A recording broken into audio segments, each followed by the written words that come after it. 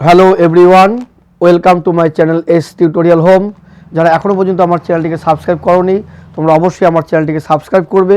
আর আমার ভিডিওটি যদি তোমাদের কাছে ভালো লেগে থাকে, অবশ্যই লাইক, কমেন্ট এবং বেশি বেশি করে শেয়ার করবে। আজকের এই ভিডিওতে আলোচনা পর্ব হচ্ছে নবম শ্রেণীর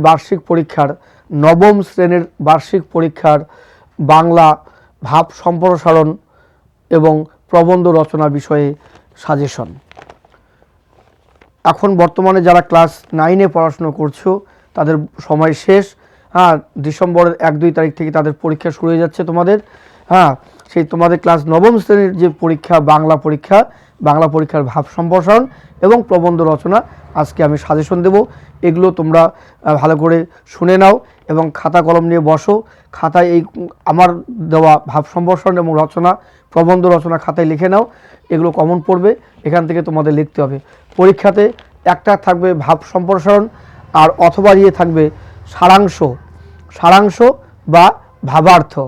মানে একটা থাকবে ভাব সম্প্রসারণের নিচে লেখা থাকবে অথবা সারাংশ বা ভাবার্থ। এই সারাংশ আর ভাবার্থ থেকে থাকবে একটা, আর ভাব সম্প্রসারণ থাকবেই।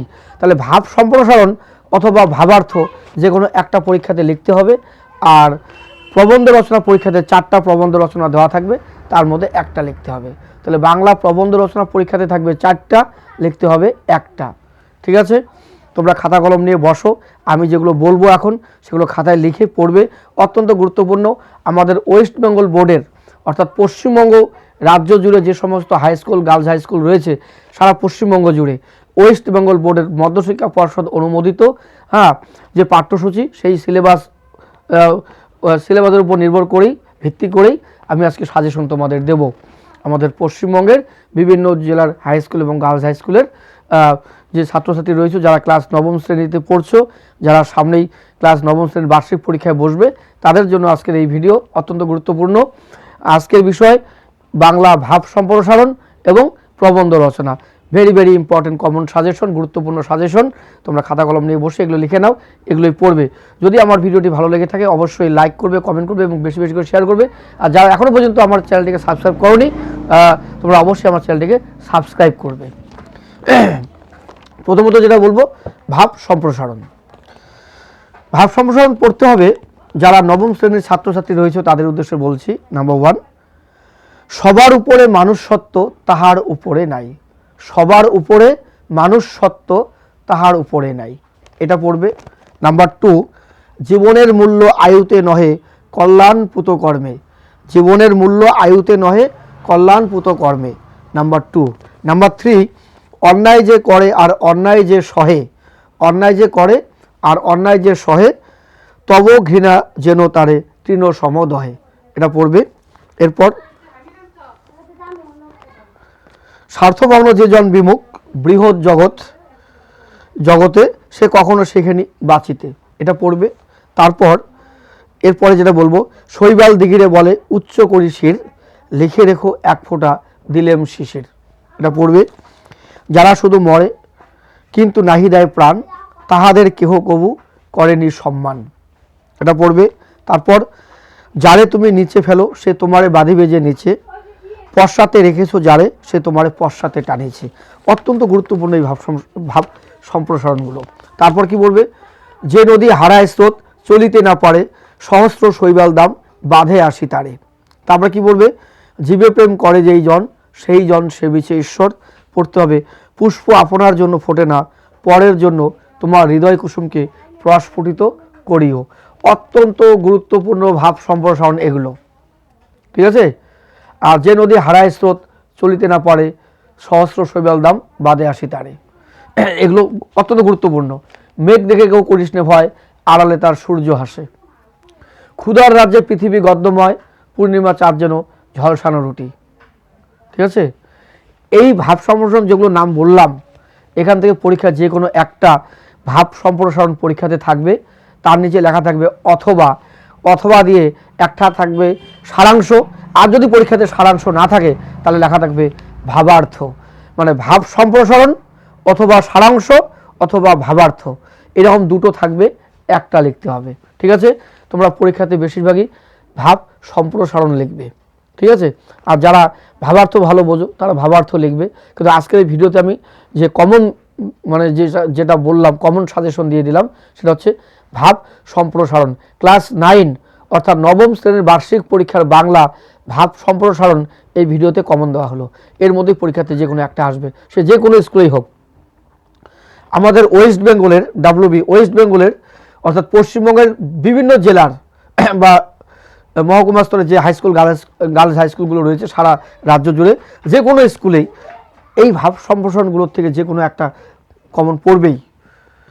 সেটা আমাদের কোচবিহার হোক, জলপাইগুড়ি হোক, হ্যাঁ, আলিপুরদুয়ার হোক, তারপরে এদিকে শিলিগুড়ি, রায়গঞ্জ, মালদা, যেটাই বলি না কেন, বা দক্ষিণবঙ্গ যেগুলো রয়েছে, হ্যাঁ, বাঁকুড়া, বীরভূম, বর্ধমান, নদিয়া, হ্যাঁ, বিভিন্ন জায়গায়, বারাসত, কল্যাণী, কলকাতা, হ্যাঁ, যে কোনো, মানে আমাদের এক কথায় জলপাইগুড়ি, উত্তরবঙ্গ থেকে দক্ষিণবঙ্গ, সারা রাজ্য জুড়ে, পশ্চিমবঙ্গের যে সমস্ত মানে পশ্চিমবঙ্গ জুড়েই যেখানে যেখানে high school girls high school রয়েছে, যারা নবম শ্রেণীতে পড়াশোনা করছো তাদের জন্য অত্যন্ত গুরুত্বপূর্ণ আজকের এই ভাব সম্প্রসারণগুলো। ঠিক আছে, আজকে প্রবন্ধ রচনা বলবো, নবম শ্রেণীর বার্ষিক পরীক্ষার বাংলা গুরুত্বপূর্ণ রচনা, যেগুলো পরীক্ষাতে কমন পড়ার সম্ভাবনা অত্যন্ত প্রবল, আসতেই পারে পরীক্ষাতে প্রবন্ধ রচনা থাকবে 4টা, লিখতে হবে একটা, যে কোনো একটা বিষয়ে।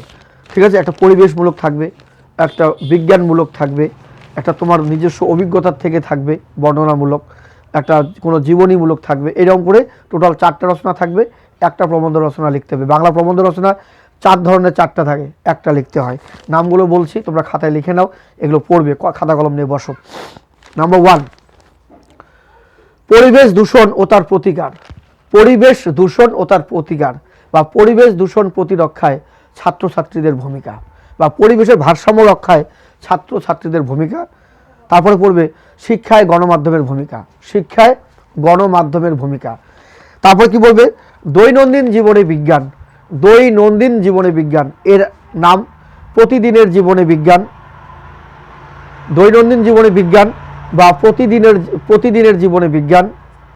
মানব কল্যাণে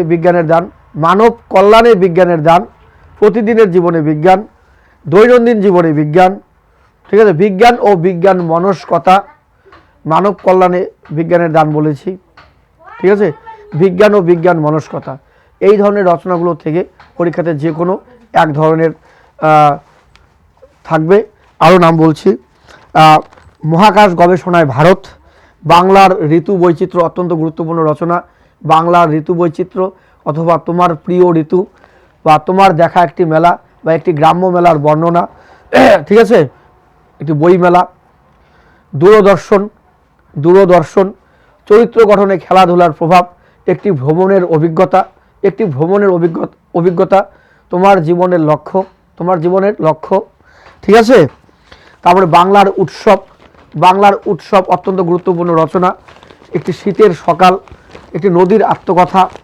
ঠিক আছে, বা কোনো জীবনীর তোমার আসতে পারে একজন বাঙালি বৈজ্ঞানিকের জীবনী, হ্যাঁ, বা একজন তোমার প্রিয় কবি, প্রিয় লেখক, প্রিয় সাহিত্যিক, এই ধরনের রচনা। কোনো জীবনীমূলক, রবীন্দ্রনাথ ঠাকুর, স্বামী বিবেকানন্দ, নেতাজি সুভাষচন্দ্র বোস, ঈশ্বরচন্দ্র বিদ্যাসাগর, এই ধরনের রচনা পরীক্ষাতে যে কোনো 4টা রচনা পরীক্ষায় থাকবে, একটা লিখতে হবে।